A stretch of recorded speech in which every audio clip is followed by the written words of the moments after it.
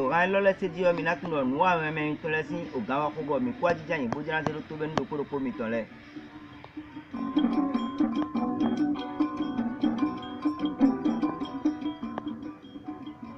Nous sommes d'accord sur mes pitons de quoi jaï bon journaliste d'accord sur mes pitons là il quoi dit jaï mon asi to menu mi Samsango et Camille à code 56 c'est beaucoup.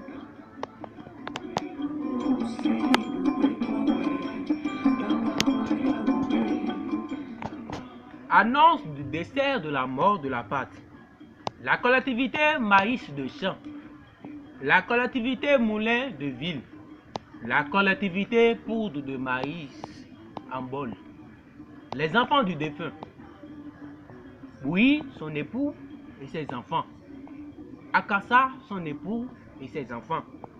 Akassa Du, son époux et ses enfants.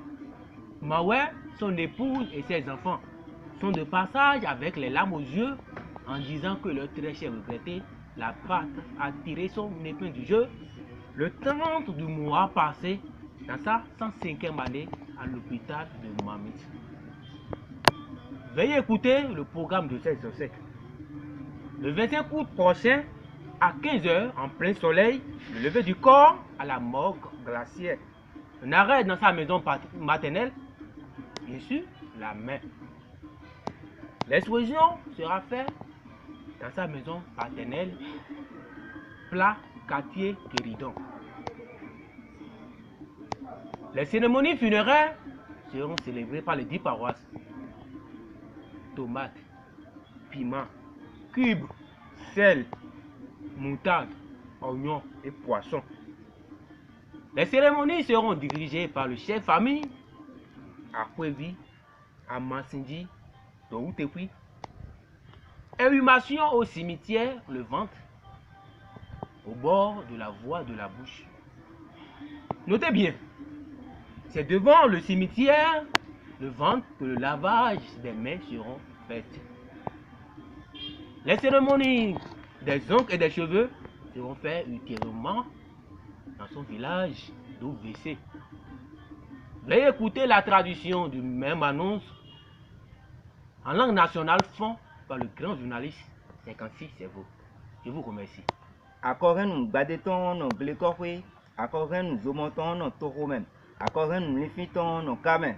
Mais ma Sophia, viton le, viton coco, asutonko, viton lepo, viton gi, asutonko, viton lepo, viton lio, asutonko, viton lepo, viton mawe, asitonko, viton lepo, kaklado kaoule, et même conflit d'indasino nukume. Bodo, même ton vive, ou enyi matinto, do sun mi do gudo, azaton bangogbe, do totokwe, gazeton do kweton, kawe, kwa ton gome, do azon klindewe, ejebo, no imonde ji, ti onu iwatan leo de, enayin bon, edie.